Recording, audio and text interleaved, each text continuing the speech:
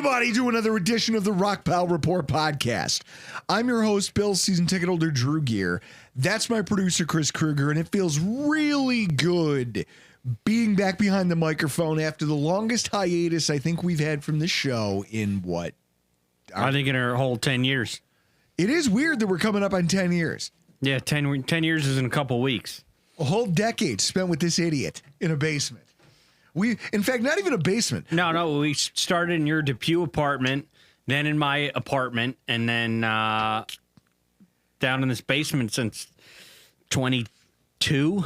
This podcast has been recorded in kitchens, basements, vehicles, hotel rooms, O'Neill's, bars. Like, we really have gotten around, haven't we? Yeah, we have. It's a hell of a time to be alive, guys. Welcome to everybody watching live, joining us on YouTube. If you're not following it there, I don't know what it is you do with your free time. But we are here talking about the idea that, Christopher, yes, I'll have several hot takes, please. Drew grifting in any capacity would be a truly detrimental moment for the city. Grifting. You know what the problem is? I'm too lazy to steal or lie.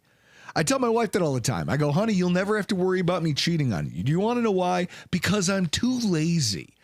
I don't have it in me to come up with an excuse as to where I've been. I'd love to see the poll numbers on women attracted to orangutans. I try to remind her that all the time. Like, I always take my ring off.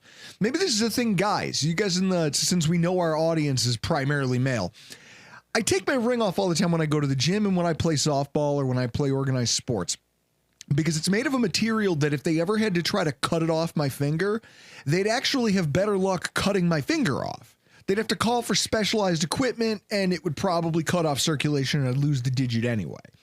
So I don't play anything with the ring on my hands. And yet when my wife finds out, she gets fired up when I come home without that ring on my finger. And I'm like, honey, there is no one trying to steal all of this from you.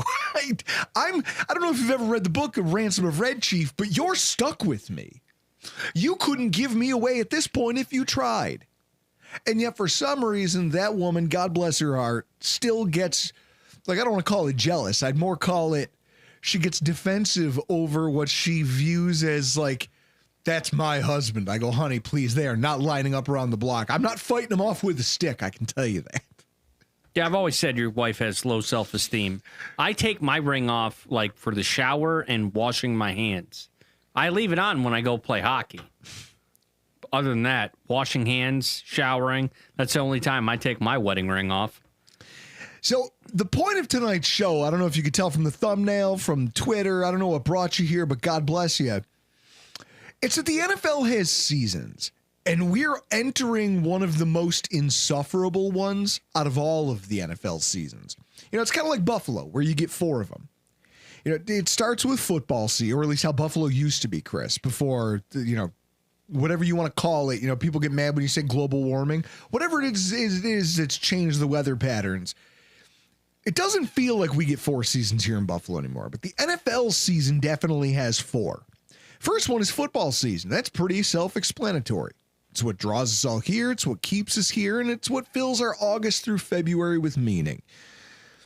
Then there's free agency and draft season. You know, it's kind of like Christmas.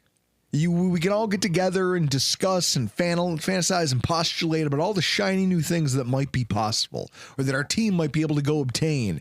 And then all the things that are going to make our next season better than the one we just had.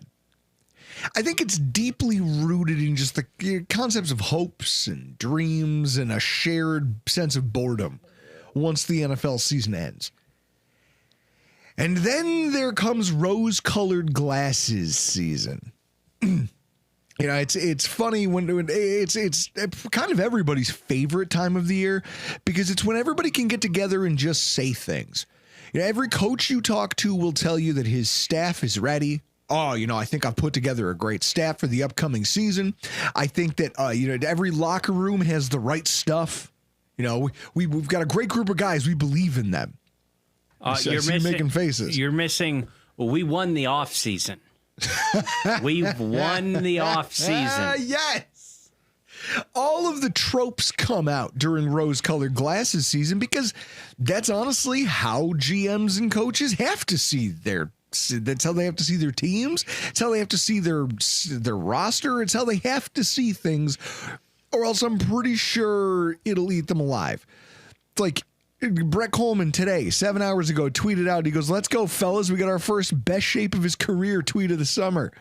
Vic Fangio, defensive coordinator for the Eagles, says Jordan Davis is in the best shape of his career and he's ready to go. Although he wouldn't answer why it took him this long to get there. It's this type of stuff that comes out this time of year in the run up to camps and OTAs and practices. It's everybody telling you that everything's going to be great. Every player that needs a bounce back season is going to have one, and they're going to tell you all the reasons that they will. Every quarterback is going to tell you that he believes in his offensive line and thinks his wide receiver group has all the right stuff. You know, Chris, every player who had a bad first year, like a bad rookie season, all you hear about is, oh man, they look so different this year.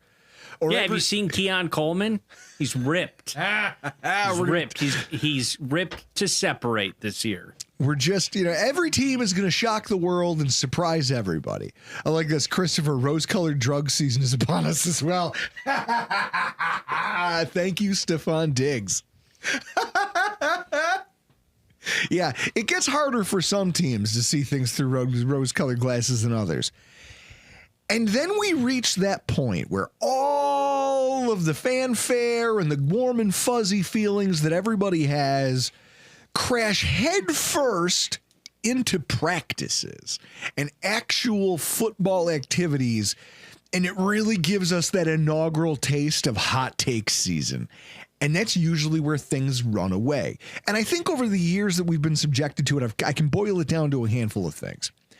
Hot take season is largely fueled by pundits who are kind of bored with the lack of actual football activity to discuss. And they forget all the times that they showed their asses the years previous and just get back on their bully pulpit and just bloviate because that's what they get paid to do and they have to earn their paycheck. It also is fueled by hyperbolic portions of the fan base that latch onto fringe concepts that they've only partially read and understand even less of, and then overreact to unpadded practices. A lot of fans are very comfortable using OTAs as a way to start complaining about rookies who are obviously going to be busts, free agency signings that were overpaid or overhyped, veterans who are washed up and should have retired, or new faces that, oh man, this guy showed up and he's going to set the world on fire this year. All before a single contact-filled practice has even taken place. And what I love even more than that are the people who decide to find really weird hills to die on and just subject the rest of us to them ad nauseum. You got to be able to find the humor in this time of season. You can't take anything too seriously, but we can all get together and laugh about it. And I got to say, because we believe in honesty here, someone, Christopher in the comments made a thing about Drew grifting and how it would be, it would be a terrible thing. I believe in honesty, which is why I'm more than happy to point out I'm guilty of some of this in years past. I still remember thinking that quarterback Ryan Mallett being drafted by the Patriots in the third round was the biggest mistake any AFC East franchise had made in years. I thought it was basically the equivalent of Tom Brady being drafted in the sixth. I said, we just gave them Ryan Mallett, and they're going to be able to trade him for a king's ransom to somebody, or they're going to trade away Tom Brady and have Ryan Mallett, and he's just going to run the Patriots and the Bills into the ground for he'll run our franchise for another decade the way Brady has. Chris, how'd that pan out? He's dead. That is true. He did pass. I think it might be an all-time cold take, though. Like, you think about all the bad takes. I really thought, I was obsessed with Ryan Mallett's arm talent and thought that he was going to be like a winning version of Kyle Bowler. Like, that's what I thought was going to happen, and instead he couldn't have flamed out of the NFL worse. You loved Reggie Ragland. I thought Reggie Ragland was one of the greatest draft picks of the Buffalo Bills. I liked Cyrus Kwanjo, and I was very vocal about these things. that was around the time we just started podcasting. The funny thing is when you do that enough and you start taking stances and offering up your own hot takes, you realize how stupid you sound 6 months later. You look back and you go, geez, I could have taken about 20% off there. You know, the old letter Kenny. I could have taken about 20 to 30% off, and it would have, like, I don't think it would have helped. I wouldn't have sounded more intelligent, but at least it would have been closer to reality. And so after a while, you learn to just stop.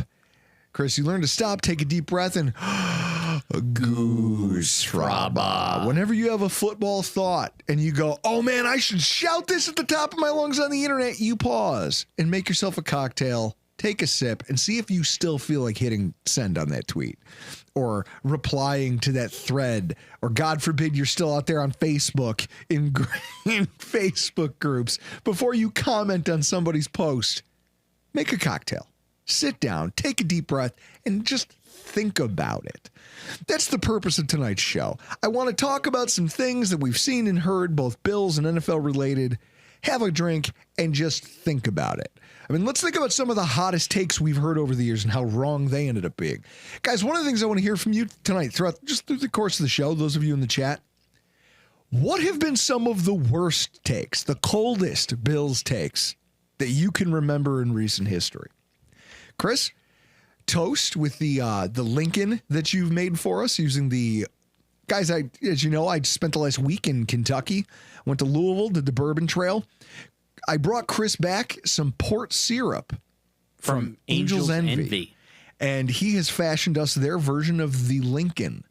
It's like a take on an old fashioned. Yeah, well, it called for Angel's Envy finished in port casks. I don't have that, but I do have Woodinville finished in port casks, so that's playing the part of the bourbon, and then a bar spoon of port syrup with Angostura bitters and orange bitters. This is pretty good. That's real good. I'd like to try this with a higher proof bourbon. I'll probably do that tomorrow on my own time. Spin. Hey, welcome back, you lazy bums. Yes. Hey, I could have recorded from Mexico. It wouldn't have been good. What I love here in the comments, Oliver, my dad kept updating me on Alan's wedding like it was a member of the royal family getting hitched. Terry, you're old. You're so old. We just got done talking about it. I don't even look at my old wedding pictures anymore. And yet people are obsessing over Josh Allen getting married. I can't take this anymore. It's like you guys have jumped the shark in a lot of ways. It's crazy to me. The West her billboard makes me want to drive off the ledge and into the lake. Cold take from Mike Partham. Half the fan base bemoaning the drafting of Josh Allen. All right, see, that's fair. I mean, that's probably the coldest take of all, but that's low-hanging fruit. What are some other ones? Yeah, like who thought, who's the Mike Williams, the tackle? Oh, my God. I'm sure there were takes about that. Or Aaron Maben. Oh, my God. That was a classic Bills take. So when you think about, like first of all, we are the pettiest, hardest drinking Bills podcast. And because of that, last offseason was really, really fun to just soak up down the stretch. You know, because watching the Bills, who were loudly picked by multiple professional bloviators, is just being doomed to fail. Our era is over. The window is closed. There's no windows. We're in a jail cell. I don't even remember what Emmanuel Acho said. It was funny hearing all that discourse about how the Bills were screwed and then watching them be one of the first teams in the entire NFL to clinch their division and a playoff spot. Like, that felt really good. And when you take a look at when all that started, Chris, I have some timelines. Emmanuel Acho had his famous diatribe about the Bills on May 31st. Craig Carton and his "this is going to be a single-digit win season for the Bills" rant, that was on May 28th. So this is about the time of year that if anybody was going to open up with some horse shit like that, you'd hear it now. And I think it's incredibly telling that a year after they couldn't keep the name, just Tales of the Bills' demise out of their mouths, The national media has been very quiet when it comes to the Buffalo Bills. That's, I think, why this Josh, I'm not going to Zapruder film this thing, but I think that that's part of the reason that the Josh Allen wedding stuff is getting so much traction. The Bills are a popular team. Josh Allen's a popular guy. But I think people learned after last year when they said, oh, no, you know how we're going to get our clicks? Is we're going to talk about the absolute demise of the Bills. Even the biggest haters, even the Nick Wrights of the world, have to acknowledge that to try to trash the Bills after Josh Allen won the MVP and they went to the AFC title game, it's just going to, like, it would be patently false, like obviously false. And it would be disingenuous because there's not a single one of them who could get up on TV and talk about it with any real sincerity, which is why they found other things to bloviate about. Joy Taylor. Like Joy Taylor, her rant about why Aaron Rodgers isn't at training camp yet. She's like, you don't know any of the training staff. You don't know anybody who works there. You need to learn. You need to meet your teammates. They're not his teammates. He doesn't have a contract. And then that lady, like she does, went back on TV and tried to defend her position on the whole thing, Chris. That's where we've gotten to with these people. Sounds like she's not getting laid enough. No, we know that's false. We know that that's false according to lawsuits. I don't know about lawsuits. that. That guy got fired. I just know that there's a whole lot of stuff going on over there. She should probably, like, the fact that they took her off the air and then slowly kind of snuck her back in and she just keeps finding ways to make an ass out of herself should be all the evidence they need that she's not cut out for this. But hey, it's not my monkeys, not my circus. What I do think is funny is that this is all proved that just because they have a platform doesn't make them insightful, right? And like now what you're actually seeing is a kind of backtracking. Like Emmanuel Acho had some praise for the Bills recently when they released the schedule. He had some things to say about, based on the strength of schedule, he said, based on this and their upcoming opponents, Josh Allen could repeat as MVP. He trashed the team and said that Josh Allen wasn't good enough to carry them, then voted for him for MVP last year. And now he's saying that the strength of schedule actually makes the Bills not only contenders for the 1 seed, but lines up in a way that he thinks Allen should be in the running for yet another MVP award. On one hand, it is kind of flip-flopping, and we just got done talking about how disingenuous these people are by default. At the same time, I think it's telling that it's a matter of time before they run out of things to talk about and we'll have to come back to the Bills, right? Yeah. I just find it interesting that there have been no shots taken by the national media yet. I think that's fun. I like it. I hope it continues. Unfortunately, some people locally, closer to the team, because the national media can talk about whatever they want. Joy Taylor has the freedom to go make an ass out of herself talking about the Pittsburgh Steelers, because that's what, she has free reign over 32 teams.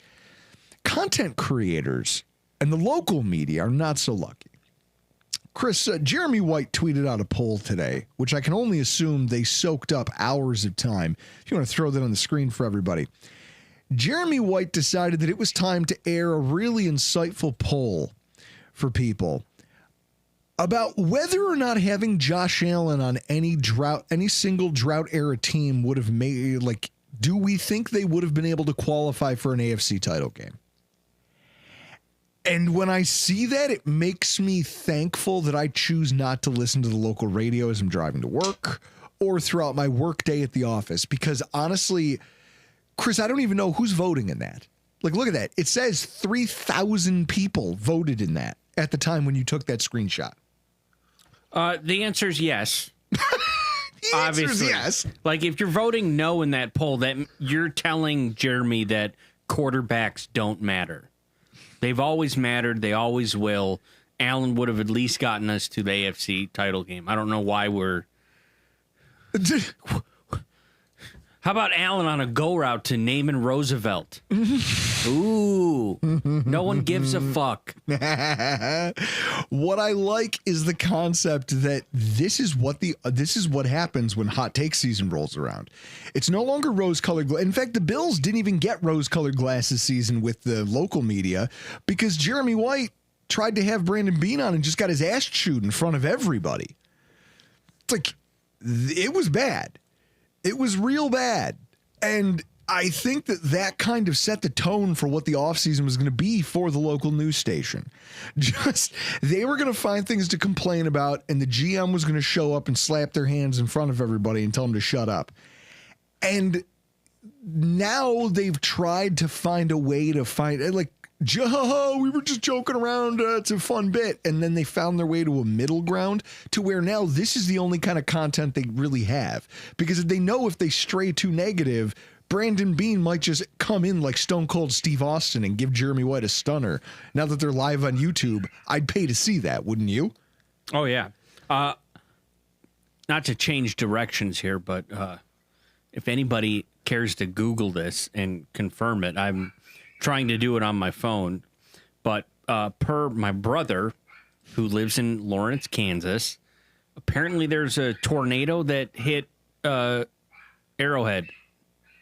Like within the last hour. Oh, no. Oh, no. Chris, thoughts and prayers? Yes, thoughts and prayers. Or if you're Roger Goodell, it's tharts and prayers. Mm-hmm. Tharts and prayers, guys.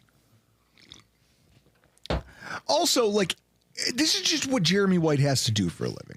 As much as I want to fault him for it, also, most of his discourse I can't listen to now. Between now and the start of actual meaningful contact-filled football, I can't listen to it. And if you choose to, just understand you're going to get mad at some of the things that he says. You're going to be like, well, he's making a ridiculous statement. Like, you're questioning whether Allen would have taken a drought-era team to a title, like a title game. 4,000 people voted. It was 87% said yes. And the others, like, I don't even think they count. They're either Russian bots just trying to upset us, or they're Cowboys fans. And we know they don't have, like, their opinions don't matter. But also, you look around the rest of the landscape. Like, The Athletic's Joe Buscaglia wrote an article about the punter competition at OTAs this past week. Guys, do you think that he would be out there hand timing punts at practice if his paycheck didn't depend on him providing some sort of information that, like, is like something so out of the way that his peers wouldn't be like? Chris, he's the only one hand timing punts. Nobody else is covering the punter competition, right? No. Nor should they be. Because whether it's Camarda, whether it's Robbins, whether it's some kid they bring in off the street before training camp, I don't give a shit, and neither should anybody else. Can whoever the Bills punter is hold kicks for Tyler Bass successfully? If they do that, I don't care what they do. They can punt the way you would, Chris. They can give me Chris Kruger's punting ability. I don't give a damn. None of it matters. And I don't think that that's a hot take. I think that realistically, it's just Joe Buscaglia trying to find a way to stand out and drum up some conversation about something nobody else is talking about. That said, when I hear him trying to declare a winner or a loser in the punter battle, the only real losers are the people who have any emotion about that topic whatsoever. That's it. Those are the real losers. Just taking a look at this. Christopher, cold take, Fred Jackson over Marshawn Lynch. Now that's a good one. Do you remember that? The run up to the year where we decided to trade away Marshawn Lynch. Everyone's like, well, we have Fred Jackson. And CJ. Oh, good. CJ Spiller and Fred Jackson versus Beast Mode, Marshawn Lynch. What that is an organizational failure to control or at least acclimate to a player who had a personality. I'm sorry that that is one of the biggest indictments of that era of Bills football. That franchise not recognizing that CJ Spiller, first of all, taking him in the first round when you had 2 running backs already was just a glaring mistake. I think that was the Buddy Nix era. Yeah, I believe Buddy Nix said it was, best player available. Okay, I'm sure. Isn't there someone better? Buddy Nix, like that whole era of football should be. Josh Allen maybe could have saved that era of Bills football. Can you imagine a world, Chris, where we had Marshawn Lynch and Josh Allen? Super Bowls. What does that rushing attack look like? So when people want to talk about, could Josh Allen have taken a team? Like, is that really a talking point? Yes. I know for a fact there's at least one of those teams. The 08, 07, 08, 09 teams where he probably could have taken them on a run if he had Fred Jackson and Marshawn Lynch on the same team. Absolutely. The CJ Spiller pick is one of the dumbest things. Like, it exacerbated the Fred Jackson situation with Marshawn Lynch. Chris, you want to throw that back up there so I can see some of these comments because they're coming in. First of all, Joy Taylor as a guest on the Rockpile Report would be one of the greatest shows of all time. One of the greatest shows of all time. Let's see. I'm just reading through. Both KC stadiums suffered damage to the tornado. The Chiefs and Royal Stadium got hit. Wow, we're going to have to go research that. Is Marshawn Lynch the Bills' version of Jack Eichel? I don't think that's a hot take at all. I think that's really spot on. You had an elite player at his position who, for personal reasons and bridges that you couldn't get across or find a way to work across with a player, you decided to let somebody who was crazy talented get away from you for no good reason. It was a choice you made. I don't remember Lynch being arrested twice as a member of the Bills. How could you get arrested for spending so much money at Applebee's?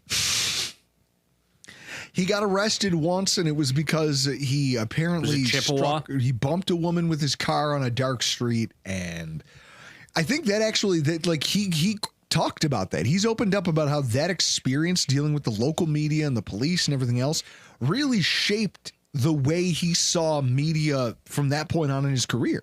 The whole "I'm just here so I don't get fined" phase of his career, that was a byproduct of how he was treated here in Buffalo. We broke his trust in football organizations. We broke his trust in local media members. And so it's not hard to picture a world where a guy like that just turns around and says, screw this, I'm out. If we're talking about hot takes, it's not a hot take at all that it was a terrible decision to prioritize either of CJ Spiller or Fred Jackson. I don't care how much you love him as a fan. To prioritize either one of those guys over Marshawn Lynch back then was a glaring mistake by our franchise. And I don't think that that's that's the stuff I'm talking about, guys. I love this stuff that you can talk about when you have hot takes or look at cold takes. It's a lot of fun. I also like all the hot takery that goes on around who's going to take steps back as a football team. Something happened the other day. Frank Ragnow, at 29 years old, easily one of the best offensive linemen in the NFL, abruptly retired from the game of football. And it really left the Lions in something of a bind. Because for a team that had Super Bowl aspirations last year and then just really fell flat in the playoffs, and who seemed like they were gearing up to take like one more really good run at a Super Bowl, you now look at the interior of their offensive line, and they're on paper one of the youngest in the NFL. And they're an injury away from having the youngest interior offensive line. When you talk about a passing game that's heavily predicated on timing, and when you take a look at how important the interior rush was for them last year, that's a big deal. That and the fact that their schedule got harder, it's entirely within the realm of reason. It's not a hot take at all to say the Lions might regress. So then with that in mind, who else is it not a hot take to talk about maybe taking a step back as practices are getting underway? And it's not just pie in the sky ideas. We're actually starting to look at what these teams are made of and who they're coached by. And, when I take a look at the AFC, the first one that comes to mind is Miami.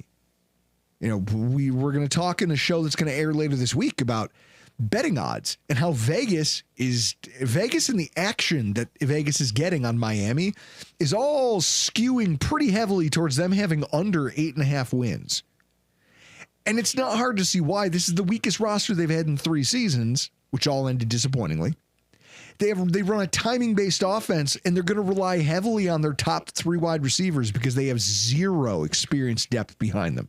They've got Tyreek Hill, Jalen Waddle, and a new face, Nick Westbrook-Ikhine. Aside from that, they have Eric Ezekama, D.S. Scridge, and Malik Washington as backups who have no NFL experience or very limited NFL experience. Behind them is just a bunch of guys who I've never even heard of before. Also, Kansas City, the tornado-stricken Kansas City Chiefs. They were incredibly lucky in one-score games last year. They went 6-0 in games decided by 3 or fewer points. How many more times can they escape at the gun the way they did against Denver, the way they did against Carolina? Like, you're not going to get a ton of those that bounce your way. What do we got going on here? Chris, you're eyebrowing me. I don't know what you're talking about. Christopher with the hot take. So read it. You're literate, allegedly. Well, it's better when you read it. Bills will trade someone like Alex Anderson tier to Detroit, ideally for linebacker depth. All right, Christopher, it seems like you've thought that one through. Who's a linebacker that Detroit would have that we would be interested in? They still have Anzalone and his fucking Fabio hair. It is funny, though, because that, you know, if you recall, we abused their defense because they went linebacker heavy. You know, they went with 3 stand-up linebackers against the Buffalo Bills in that game we had against them to start the first half. And we resoundingly whomped them when they tried to play in that. Like, that was the Ty Johnson game where everyone went, wait a minute, this guy is electric. It's like, well, yeah, because it's Ty Johnson against linebackers. That's not fair. That's not a fair matchup if you're going to turn him into a receiver. Kansas City also has a problem because they in trading away Joe Thuney, their interior offensive line got much worse. You know, they're going to start somebody named Caliendo and not the guy who does the impressions on the offensive line. Frank Caliendo. And they still have just like borderline bad offensive tackle play. That was a big problem with their offense last year, and they didn't really fix it. They took a rookie. Maybe he's a star. Maybe not. I think Kansas City could regress. I mean, Chris, they only lost 2 regular season games and only one when Mahomes was the starter against us. Yeah. But their team got weaker. Yeah, they could regress. Their wide receiver depth chart is almost as bad as the Dolphins. Pittsburgh doesn't have a proven quarterback. They were a playoff team last year. I don't think Mason Rudolph is taking them to the promised land. Do you? No, James Payne, Steelers are falling into the abyss stuck in the 1980s. What you could say is this could be the year that Mike Tomlin finally has a record below 500. I like Christopher's killing it in the chat tonight. He goes, in fairness, it's very easy to get arrested on Chippewa. He's not wrong. So with this in mind, like when you talk about regression, it is possible. And if somebody wanted to pitch me the idea that the Bills might regress, I'd want to hear their explanation for it.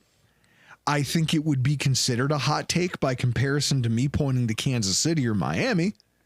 I'd say, oh, you're saying this because you're trying to get attention. Maybe you could make a case. Like, Chris, what's a way you could make a case for the Bills regressing? I'm not sure you can make a case for them regressing as much as you could say, like, I think New England this year, they'll probably go like a 9-8. I think New England's going to make a huge difference. So maybe the division gets competitive this year. Just from New England. I think the Jets stay where the Jets stay, and the Dolphins regress, and the Patriots, I think, are going to be able to get to 500 and or one win above 500. More of that Hulk Hogan beer. I love it. This Hulk Hogan beer, guys. Like I made. Were you not a fan of the banquet beers? I made a joke in the podcast we pre-recorded before this show. This Real American beer by Hulk Hogan. First of all, it says it's a light beer, and I said this light beer, quote unquote, is faker than Hulk Hogan's guitar playing in the Real American music video.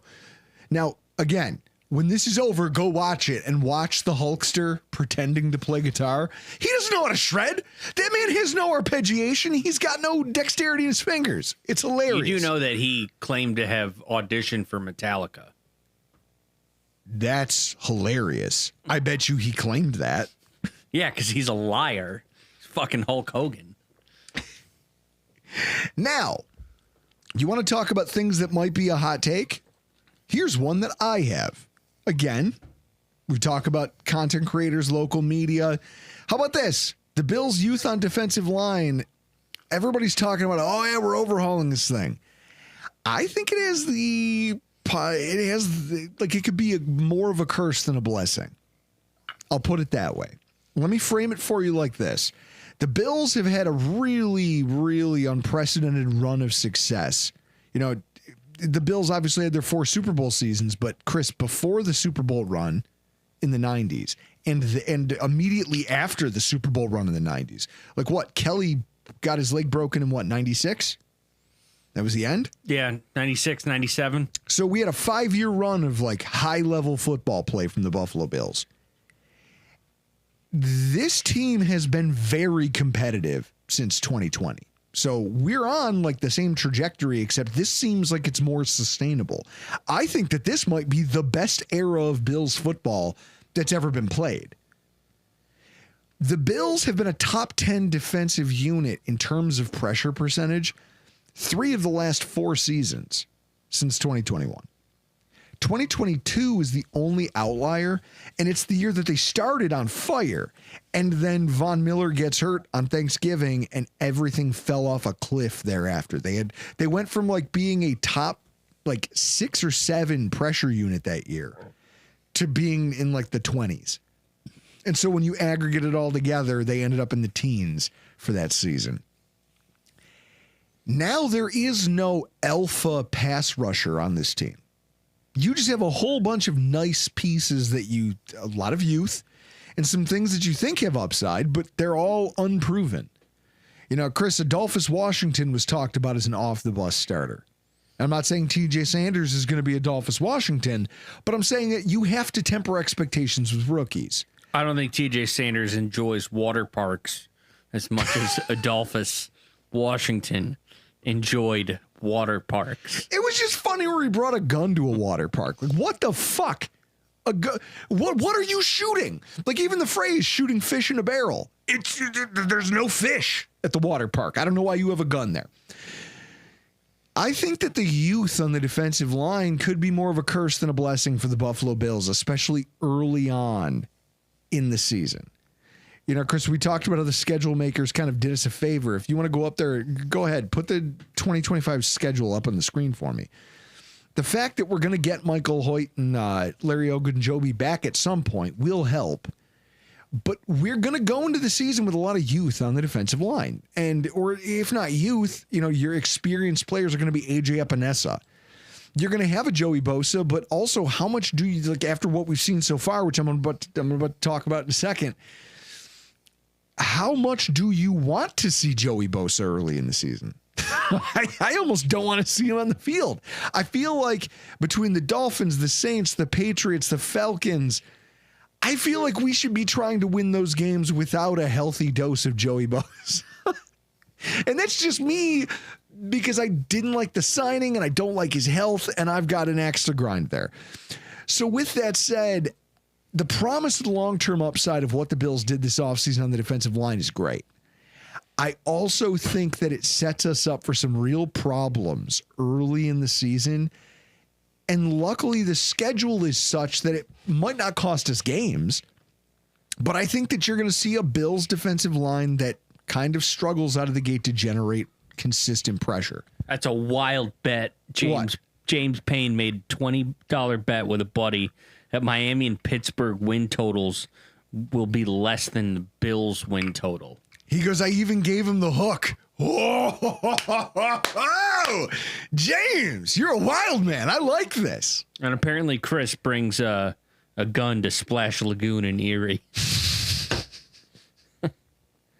I just drove through Erie, PA on my way back from Louisville. And I got to tell you, I didn't realize how quick that place turns into a dump. Like, Yeah. Splash Lagoon, Great Wolf Lodge, and then it just gets trailer parky real I fast. feel like I need to text Kyle Trimble to ask him how often people bring guns to Splash Lagoon. Text him right now. In fact, I'm actually about to talk about the man, so that's good timing. One of the things that bothers me the most about this offseason was the signing of Joey Bosa. Joey Bosa was supposed to be the crown jewel of, because we knew we needed a pass rusher. Von Miller couldn't get it done, but was making a significant salary, enough that you couldn't keep paying him that in order to produce the 2.5 to 3 sacks you were probably going to get from him. So they cut him, and then they went out and did a worse version of what they did the first time around, which was to sign a guy who's constantly injured. And everyone said, whoa, but it's okay. It's the Bills, the training staff, and the health, and look at the team health overall, and we've got all this stuff going for us, and this is a great place for him to come and rehab his image. And he's already injured. The man is already hurt from lifting weights. You haven't played a snap of meaningful football, and you're already injured. Kyle said, should be too often. LOL. Shouldn't be too often. He's like, why? Why are they texting me? So I'm obviously frustrated about the Joey Bosa situation and the news that came out this week that he was basically going to be shelved until training camp. Now, Kyle Trimble, Dr. Kyle Trimble over at bangedupbills.com did a great piece. I'm going to tweet it out right now. You can follow us at Rockpile Report. You can go find it there, or just go to bangedupbills.com, because if you're not getting your injury news there, I don't know what the hell you're doing.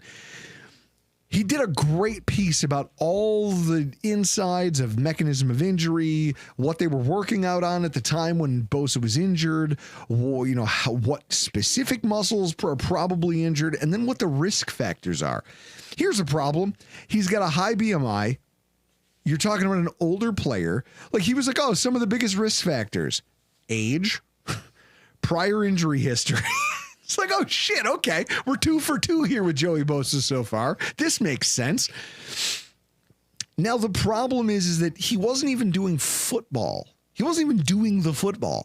This guy got hurt while lifting weights severely enough that they said, all right, shut it down. Shut it down. We'll see you when camp starts.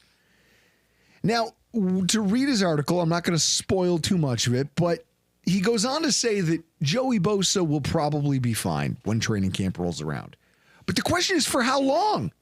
How long can we keep having the linchpin of what's supposed to be like hey, we're going to be a top 10 pass rush again, like we have been every other season that we've had success? How are you going to pin that on a guy whose availability is wildly hard to determine? I've got a hot take when it comes to Joey Bosa. I think Joey Bosa will play fewer than 10 games for the Buffalo Bills this year. I can get behind that. If I call 10.5 the under/over, I'm willing to take the under. How about you guys in the chat? What do you think about that? Joey Bosa, 10.5 games for the 2025 Buffalo Bills this season. Now, if we got the schedule here. We need Bosa for week 1, week 5. I'm going to say week 5, week 9, week 14. The end of the season that's is tough. That's it. That 3 games? Because I think New England might be 500 or slightly better. So I'm going to throw, he needs to be healthy for New England. I'd love to see him take down Drake May. But, you might say the Eagles game we're going to need Bosa for the Eagles. That's week 17. Eagles and Buffalo might have the divisions wrapped up, so we might be seeing second string in that game. Well, the Commanders are going to make sure that the Eagles don't do that. That's the problem. They'll have something to play for, we may not. But I'm telling you, Joey Bosa, 10.5 games. I'm taking the under in 2025. Joseph Fryer, Seagram's on the Bosa bet. Seagram's on it. Who wants to get in with me? How many of you guys here want to get in with me right now? We'll bet a Seagram's together on pinky swear, you know, Scouts honor, Seagram's bet. If he does, we all reconvene here. I'll send out the Zoom invites and we can all look at each other's stupid faces while we chug those when he plays 14 games. But if not, oh, you're all cooked.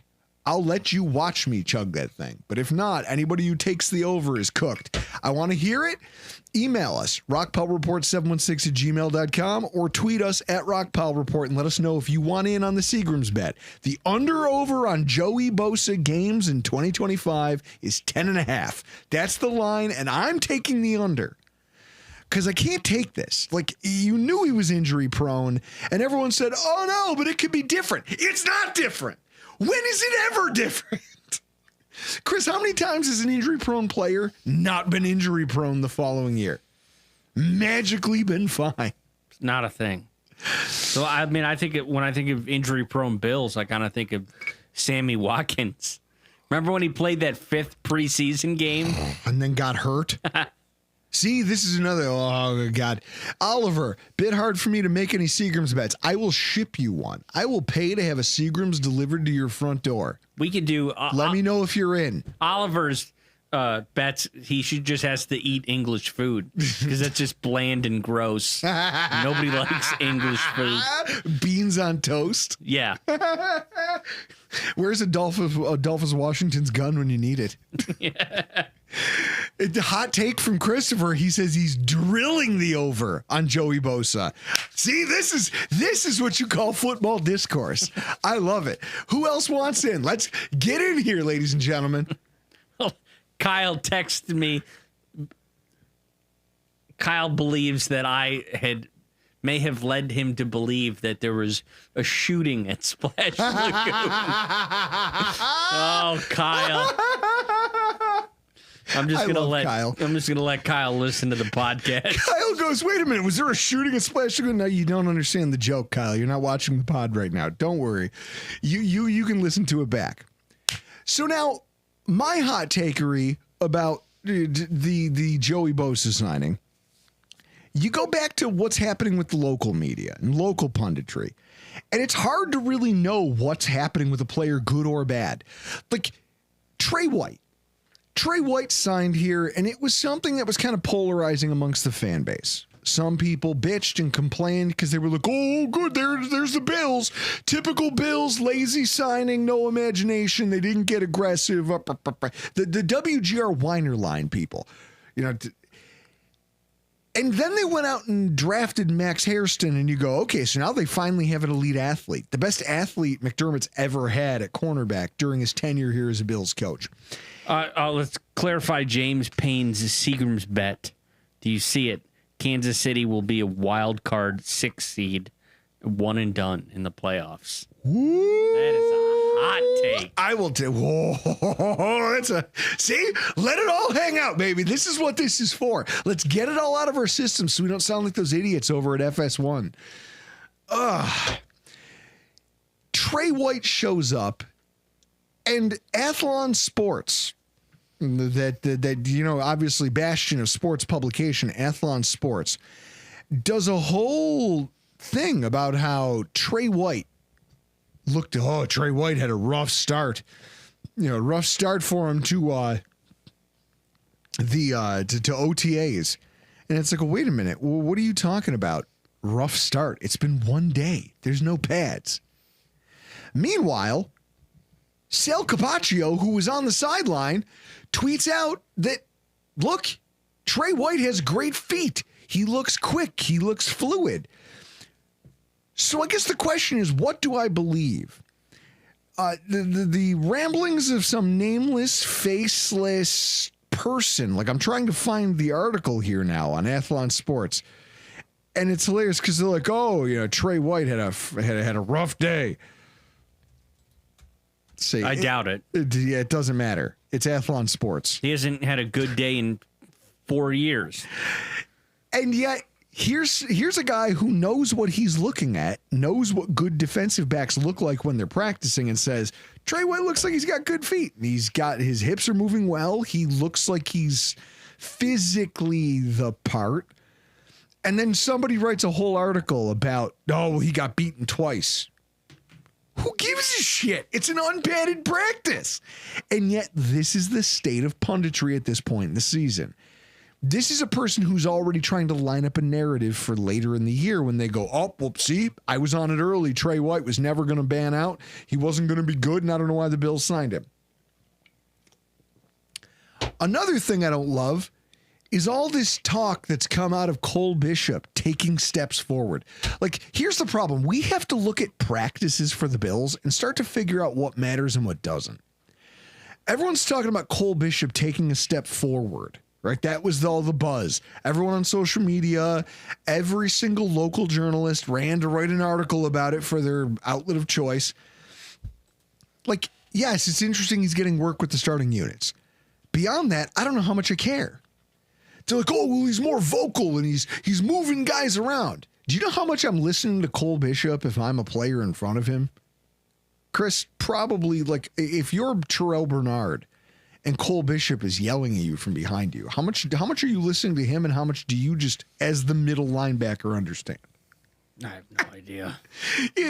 Maybe Dorian Williams. Like, I just, maybe I'm oversimplifying this, but I just, as a kid who had a rough rookie season that kind of maybe rounded out towards the end-ish, I don't know, he was okay. He underwhelmed based on where he was drafted.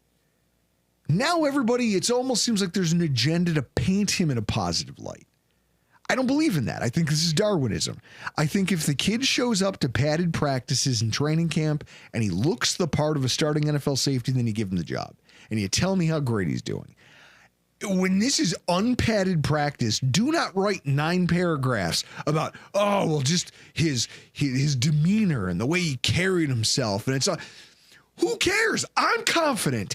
I am confident to a fault, and it has almost ruined my life on multiple occasions.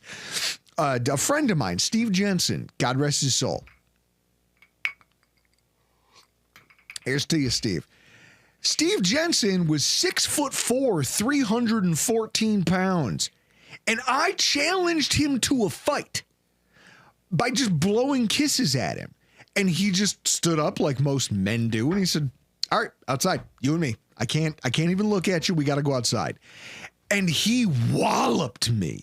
It was embarrassing. There was a whole collegiate newspaper office full of people watching out the window as I got ragdolled like a child. Like, I ran at him. He headlocked me so hard that my zipper cut my lip open. And he was just like, oh, you're not actually going to fight. Oh, you can actually fight. And he goes, at least make it look good. And I laughed, and he laughed. And then he punched me in the ribs and threw me into some bushes. I am very confident. Cole Bishop can be as confident as he wants to be. It's football. So don't tell me that, oh, well, he's calling out this and he's doing that and he's taking the leadership role. Come talk to me about Cole Bishop when the pads go on, and when the offense is allowed to block downfield, and when motion gets introduced to the offensive packages and things get difficult. I want to know what Cole Bishop looks like then. Do not tell me a goddamn thing about Cole Bishop. I don't know why I'm so angry about this. I'm just tired of it. I'm tired That's your persona. That's who you are as a person. You're angry all of the time. It is my superpower. I'm like Bruce Banner. I'm just mad all the time. It's frustrating to me that there is a contingent to the fan base that needs him to be good. I don't need him to be good. We have one of the better safety rooms right now than we've had in the last few years. Obviously, in their prime, Micah Hyde and Jordan Poyer were amazing. And I think everybody allows that to kind of cloud their judgment of what the Bills need at safety to be good. Cole Bishop, trying to talk yourself into him being special is not what this football, like, it's not what we need. You're almost setting yourself up for failure, because if he's not, then you're going to be disappointed later. My point is, you went out and signed a Derek Forrest who looked really good in the 1 year that he had starting for the Commanders. You still have Hamlin, who was a starter for you last year. You brought back Taylor Rapp, who is I think he's better than he gets credit for. And I love how Anthony Prohaska bristles every time I bring up that he's like a kamikaze pilot, because he doesn't see him as being as destructive, and he sees him as being a more instinctive player than he gets credit for. And I'd agree with some of that. So I guess in that way, all of this conjecture about Cole Bishop, I don't want to hear anything about our safety room until pads go on. Am I crazy for saying that? Like, No. There's a hot take. Don't talk to me about safeties. Don't do it. Not until there's tackling. No. Otherwise, you're just putting words on paper trying to fill a minimum so you can collect a paycheck. One of my favorite things that people are doing on TV now, all your bloviators, your Stephen A's, Nick Wright, Colin Cowherd, May is the month where this is how many wins this team is going to have. Telling me that in May, the Bills are going to go 12-5 in May with 90 people on the roster. And everyone's like, well, they're going to lose to the Cincinnati Bengals. Joe Burrow might not be upright by the time we play the Bengals. Yeah. That's a legitimate problem. Now, another thing to come out of OTAs that I'm like, storyline, not a storyline, and I'm kind of caught in between, is this idea about the wide receiver depth chart. Chris, guy from Channel 4, tweeted this out the other day, and it got me thinking about it. I see it. I like Christopher. Hot take, Josh Allen needs James Cook. I love that you said that, Chris, because we're going to get to that in a second.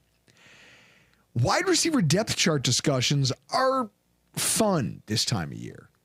Also, there is no contact. So the same way that we just got done talking about the problem with trying to describe safety play during unpadded, no contact practice, wide receiver contributions to OTAs are hard to measure. But with that said, this guy's clearly, you can see the tweet on the screen, he's very excited about the idea of the wide receiver depth chart this year.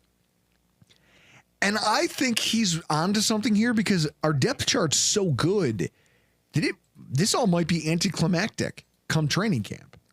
I have a feeling that the depth chart's already set at wide receiver. If you want to call that a hot take, you can. I already think the Bills know who their top 6 are. And the rest of it's just hoping everybody stays healthy through the preseason. Again, the bastion of journalism known as the Athlon Sports, writing about how Moore catches passes from Allen, being an early indicator of where he is on the depth chart. It's kind of funny. When you're like, well, that guy caught passes from Josh Allen, so obviously he's a high on the depth chart.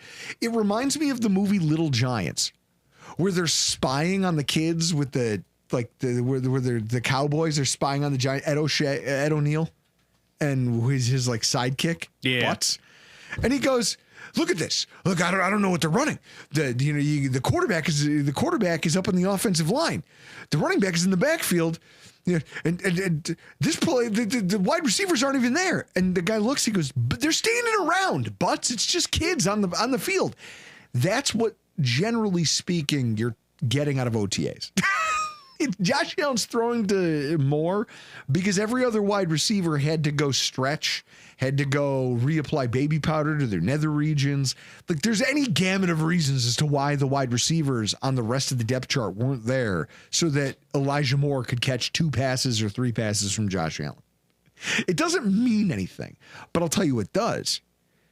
That tweet, when you start lining out roles, one of the mistakes people make when trying to slot in skill positions is that you can't just account for a guy's position tag like wide receiver.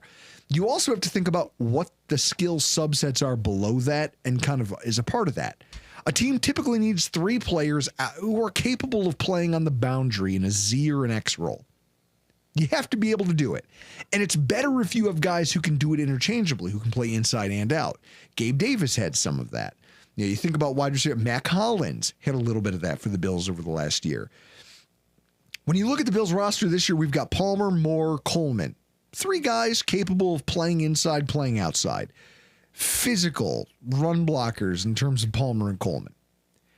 Generally, you're going to want 2 or 3 that are capable of playing from the slot. Shakir, Samuel, Moore. They all seem to fit that bill. So we've now got 5 players out of the 6 open slots that the Bills typically carry at wide receiver into the final 53-man roster. Then you take a look at what sub skills you need below that. You say, well, I need plus run blocking out of some of these guys. Well, Shakir in the slot, Coleman on the outside, Palmer, they give you that. That could be your starting 3 and 11-man formation. Players who have an ability to make vertical plays. Moore, Coleman, Shakir, they're all contributors in that way. And again, that's a pretty strong case for 5 of the most known quantities currently on the depth chart to have a starting job when the season starts.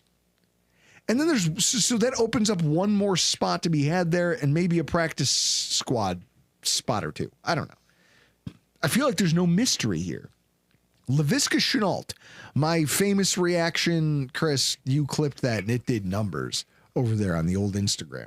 What did I clip? Me just freaking out about Walmart Shenault.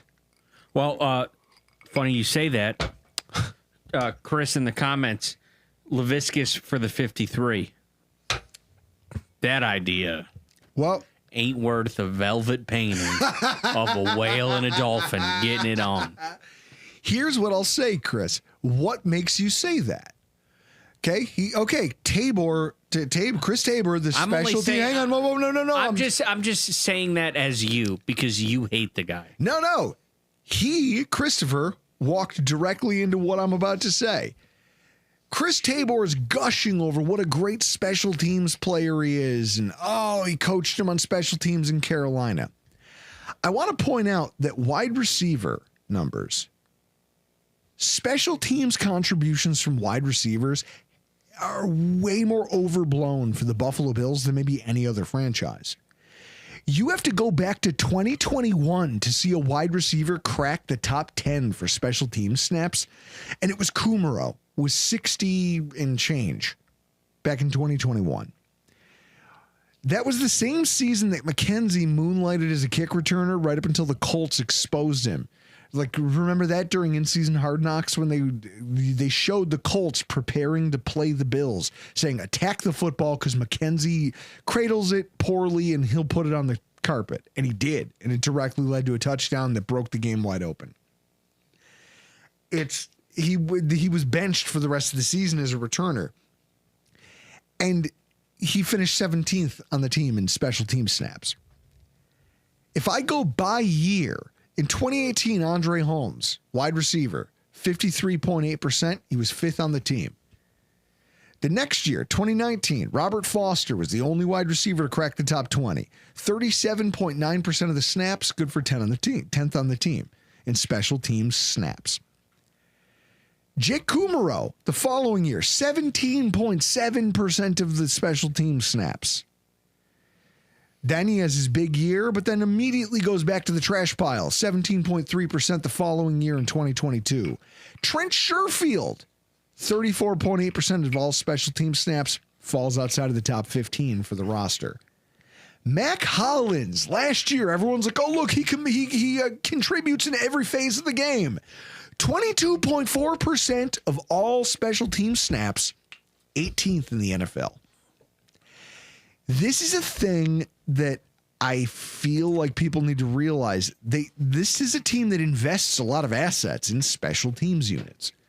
Remember when they had Dirty Red, Chris? They went out of their way to prioritize. Big Red, Dirty. No, it was Dirty Red. They prioritized guys like Reggie Gilliam, who they never use a fullback. Why does he? Oh, because he's a special teams ace.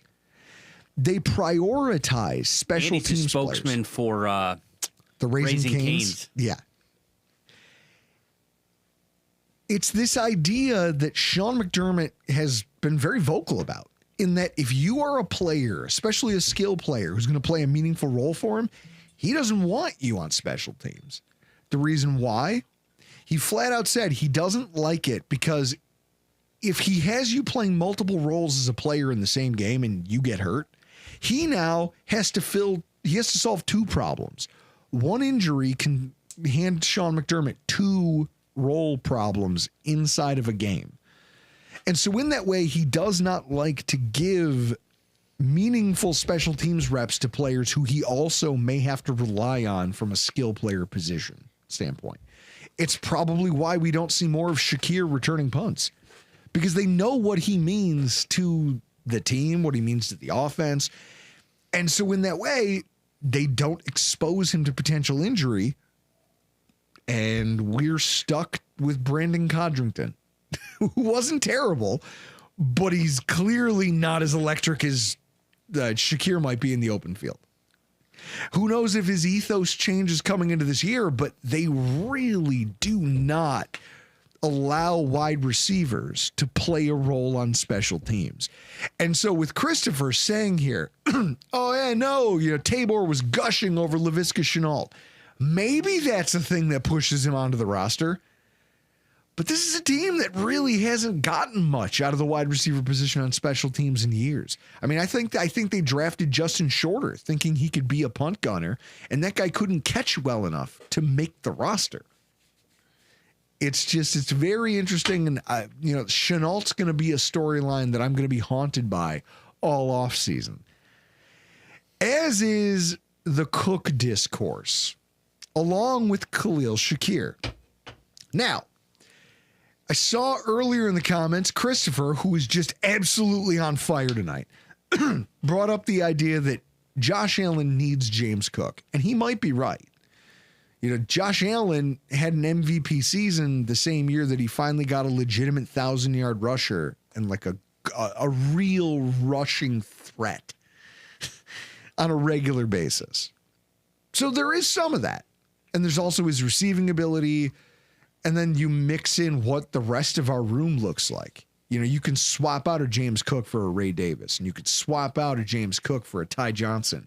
And Ty Johnson can make the most ridiculous catches you've ever seen out of the backfield on third down, while also pass protecting really well.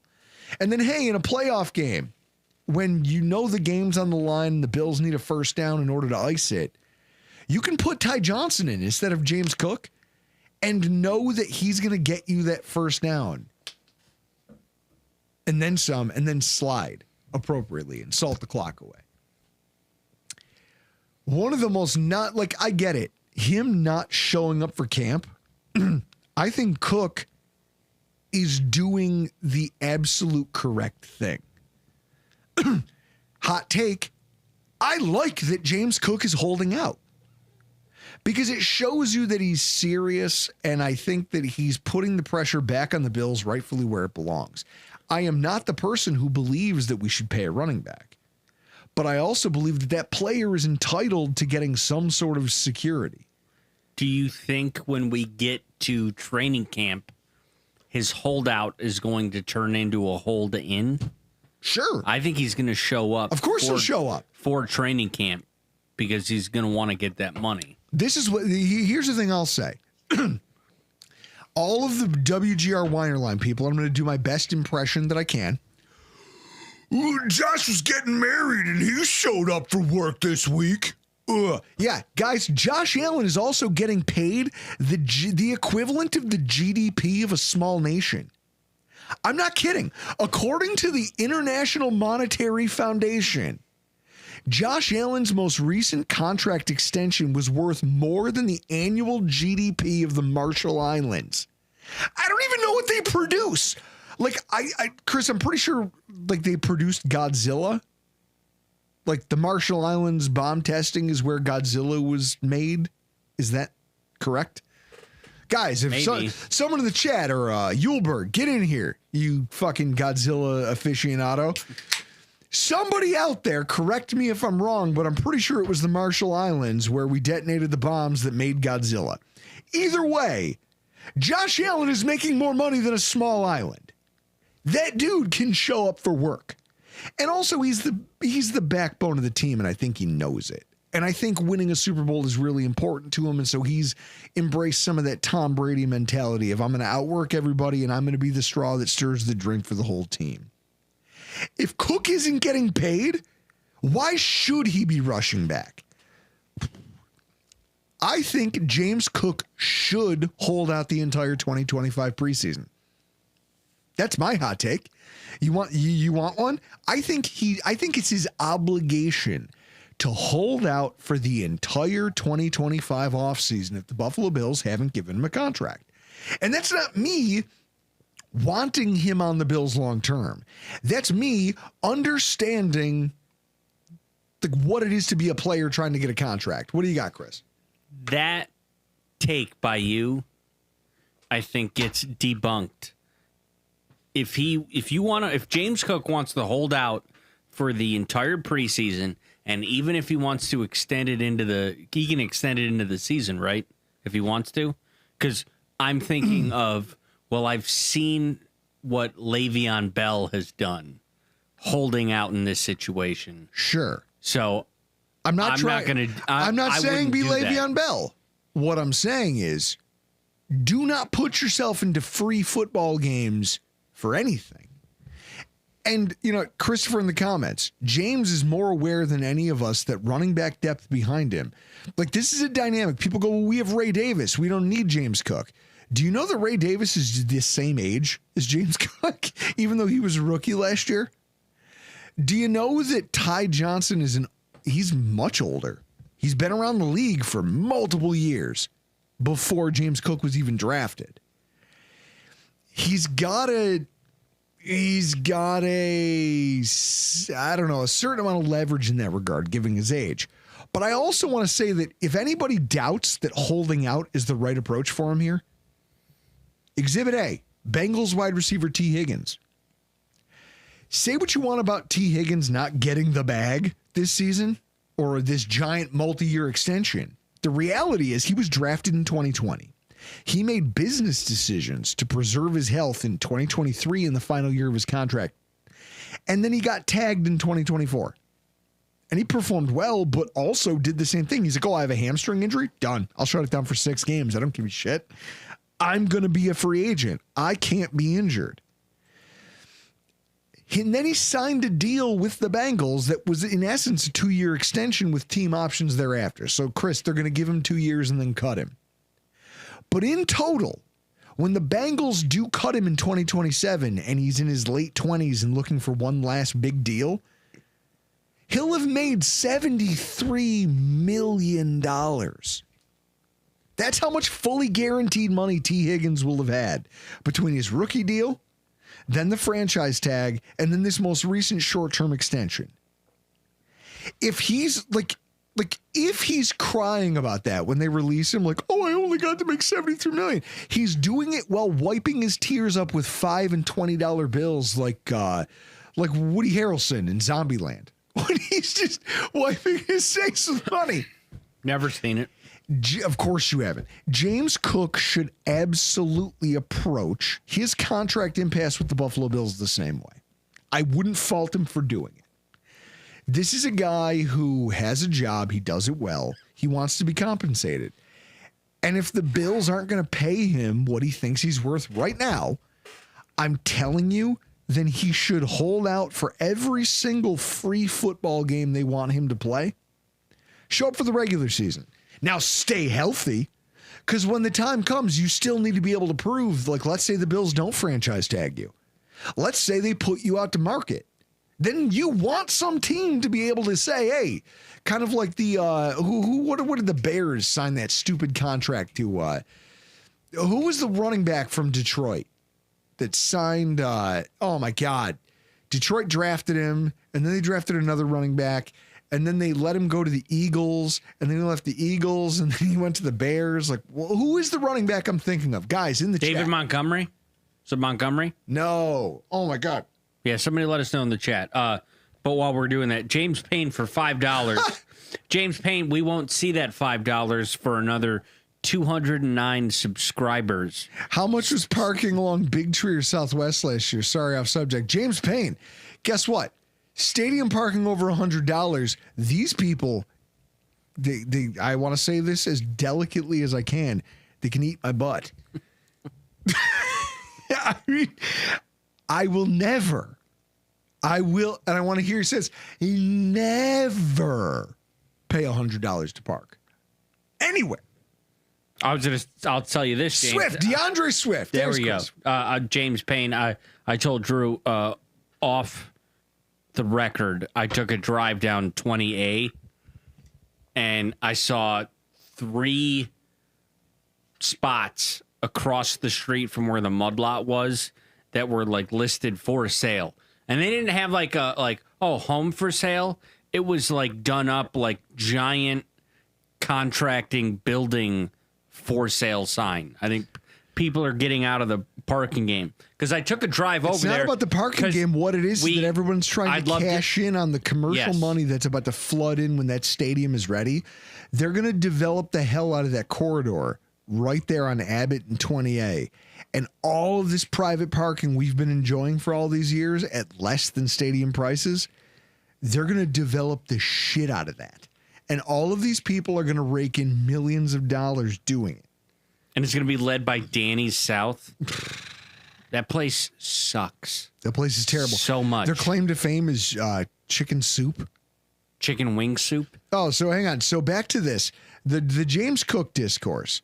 I'm saying he should hold out. I think he should. But then what I see is some hot takery by you fans that I can't abide. I can't let this go. Chris, I saw the most ridiculous tweet the other day. It's making the rounds now. If you could put it up there for everybody. Somebody saying that the Bills should have paid James Cook instead of Khalil Shakir. And this is what the offseason does to us as fans. It drives us to lunacy where we say things like, hey, you know what I'm going to do? I'm going to take a player who's electric and a key part of my passing game, which is kind of what drives the team. And no. I'd prefer they pay a running back for reasons that I don't I don't even really understand. So when you see somebody say a thing like this is how my Twitter feed works. I see this tweet and I get angry. I feel a certain emotion hit my chest. Then you bookmark it and text me about it. And then not even 3 minutes later, I see this text or I see this tweet from Anthony Prohaska talking specifically about Khalil Shakir. And it's amazing because it's just underscoring all of the reasons that you pay that wide receiver. And this is the difference between fans and people who like really do the work and study the game. And then guys like me who can at least see the difference.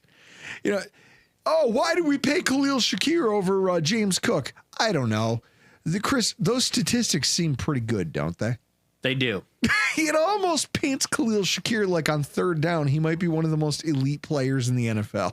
I trust Anthony Prohaska with statistics like that. He's in yards after the contact and on yards after contact and on third down. Khalil Shakir might be one of the better players in the entire NFL. And yet some guy who's going to scream into the ether about James Cook getting a contract, which I've already outlined, I believe in, or at least I believe in his pursuit of it. It's hilarious that you want to turn this into well, they should have paid him instead of Shakir. No. Because Khalil Shakir can return punts and he can run block. And he's also the most dangerous third down option you have. There is no universe where you're not going to pay a Khalil Shakir over a James Cook. And do you see Colton from Roy Collins, Connor Orr, he's a friend of Tyler Dunn's. Mm-hmm. He predicts $20 million for Cook from us. We're going to give him $20 million for 2 years. It'll be the T. Higgins deal. Fine. You want what? $15 million a year? How about this? I'll give you more than what you want. I'll give you $20 million. 1 year with a team option on the second and then void years thereafter. Why not? And this is what I'm saying. For everybody who goes, oh, he's not worth all that. If you can make the numbers work, it's not your money, is it? The salary cap's going to increase every year. Is it your money the GM is spending? No, then why do you give a shit? So when he goes out and says, okay, James Cook, bet we have a 3-year Super Bowl window and we'll draft another running back in a year and a half, 2 years. We don't care. So here's a 1-year deal worth $20 million with a team option for a $15 million salary the year after or an $11 million salary. And then after that, we're going to cut you and you're going to be in the wind. And hopefully you've done enough to justify a long-term deal somewhere in there. or we're going to offer you 8 for 4. Chris, there's safety in that 8 for 4. All right. And so that's what I'm saying. Like, I could see, like, this is going to be really interesting if you're someone who cares about negotiation. But it's still hilarious to me that we've somehow, in the doldrums of summer, talked ourselves into a Khalil Shakir versus James Cook discourse. It's nonsense. And you all need to calm down. And then I think the worst piece of discourse I've heard so far, before we get out of here, it's simple.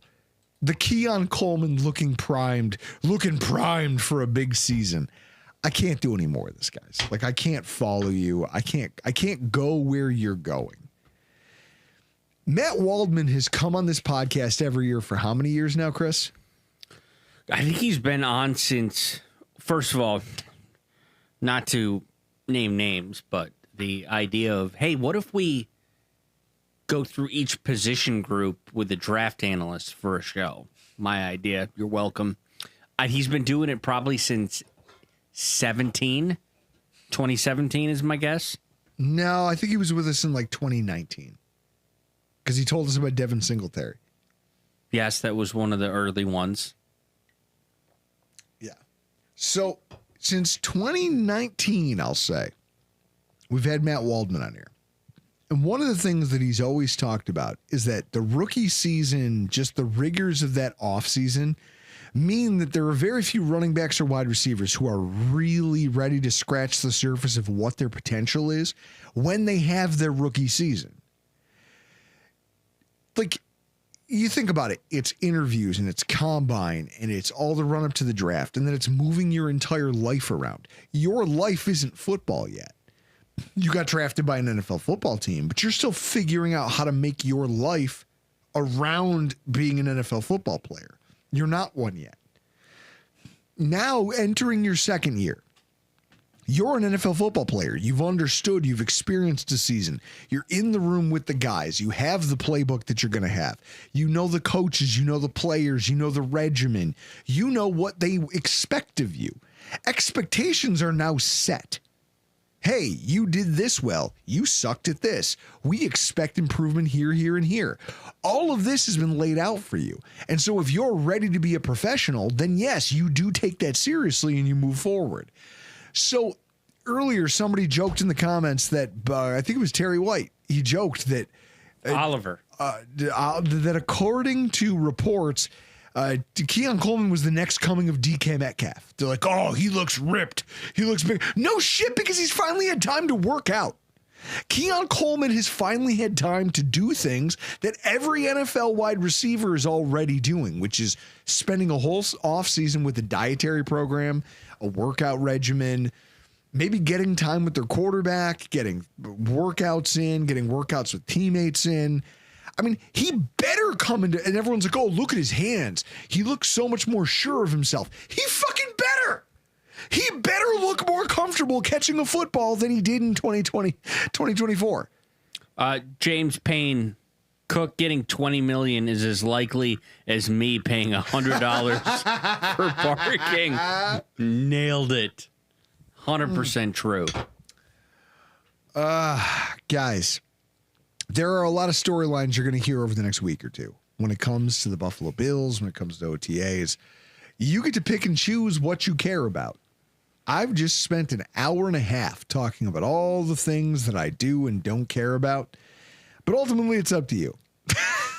With that, I want to leave you with one final thought. Joey Bosa, Seagram's bet. I've staked it. I've made it. Anybody who wants it, reach out to us. rockpowreport716@gmail.com. Under over 10.5 games. At rockpowreport on Twitter. Let me know where you stand and if you want to take it, because I'm taking the under. If you want to bet me the over, the way some of you in the comments have been brash enough to do, come get the smoke. We'll do a Zoom. We will do it here. We'll record it for the podcast. We will do a Zoom Seagram's chug for the victors and the losers. I think it's the thing that this community needs at this such a trying time. It's the NFL offseason. Also, a Bikini Atoll was Godzilla. according to Joseph Fryer. I'm going to need our resident Godzilla expert, Justin Hulberg, to weigh in on this. Guys, this has been a lot of fun, but for tonight, I got to get the hell out of here. I'm Drew Gear. That's Chris Kruger. And this has been your Rockpile Report.